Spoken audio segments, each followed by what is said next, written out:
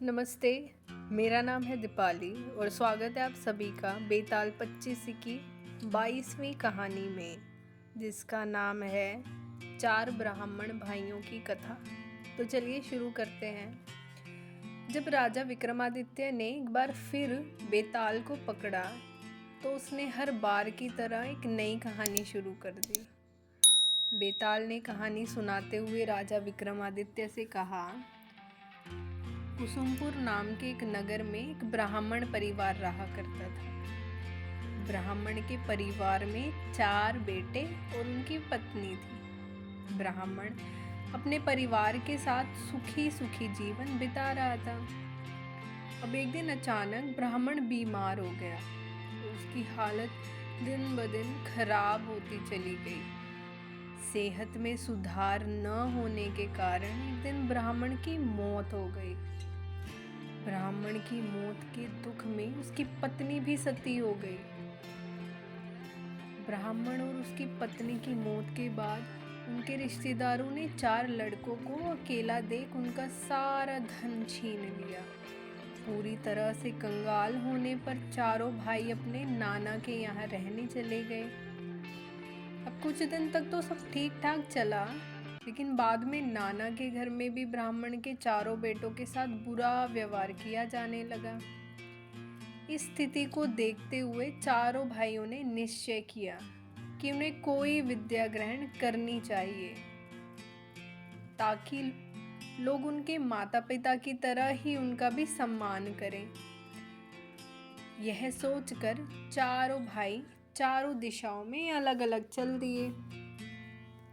चारों भाइयों ने घोर तपस्या की और फलस्वरूप कुछ विशेष विद्याएं हासिल की। जब चारों भाई काफी समय बाद मिले तो उन्होंने एक दूसरे को खुद के द्वारा हासिल की गई विद्या के बारे में बताया।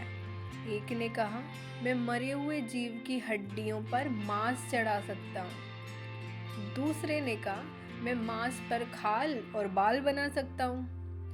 तीसरे ने कहा, मैं मरे हुए जीव के सभी अंगों का निर्माण कर सकता हूँ। और चौथे ने कहा, मैं मरे हुए जीव में जान फूंक सकता हूँ। सभी ने बारी बारी हासिल की गई विद्या का गुणगान किया और एक दूसरे की विद्या की परीक्षा लेने के लिए जंगल पहुंच गए। जंगल में उन्हें एक मरे हुए शेर की हड्डियां मिली। उन्होंने बिना जाने कि ये किस जीव की हड्डियां हैं उन्हें उठा लिया। पहले ने अपनी विद्या से उन हड्डियों पर मांस चढ़ा दिया तो दूसरे ने उस पर खाल और बाल पैदा कर दिए। तीसरे ने उस जीव के सभी अंगों का निर्माण कर दिया और अंत में चौथे ने अपनी विद्या प्रयोग करके शेर में जान फूंक दी। शेर जीवित होते ही चारों भाइयों को मारकर खा गया। इतना कहते हुए बेताल बोला, बता विक्रम, बता, इन 4 पढ़े लिखे मूर्ख में सबसे बड़ा मूर्ख कौन था? विक्रम ने जवाब देते हुए कहा, इन 4 मूर्खों में सबसे बड़ा मूर्ख था चौथा भाई, जिसने शेर में जान फूंकी। वजह यह है कि अन्य ने बिना जाने ही शेर के शरीर का निर्माण किया। उन्हें पता ही नहीं था कि वह किस जीव का निर्माण कर रहे हैं। वहीं चौथे को अच्छी तरह से पता चल चुका था कि यह शेर का ही शरीर है। इसके बावजूद उसने शेर के शरीर में जान डाल दी। यही उसकी सबसे बड़ी मूर्खता का प्रमाण है।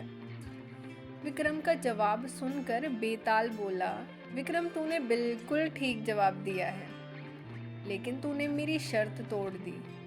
मैंने कहा था ना कि अगर तू बोला तो मैं वापस पेड़ पर चला जाऊंगा, इसलिए तू बोला और मैं चला।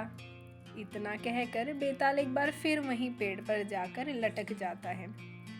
इसी के साथ 4 मूर्ख विक्रम बेताल कहानी समाप्त होती है। इस कहानी से हमें यह सीखने को मिलता है, बुद्धि बिना बल का प्रयोग मूर्खता की पहचान है। तो ये थी हमारी आज की कहानी। अगर आपको कहानी अच्छी लगी तो लाइक, कमेंट, शेयर और सब्सक्राइब ज़रूर करें और बेताल पच्चीसी की अगली कहानी सुनने के लिए बने रहिए हमारे साथ। धन्यवाद।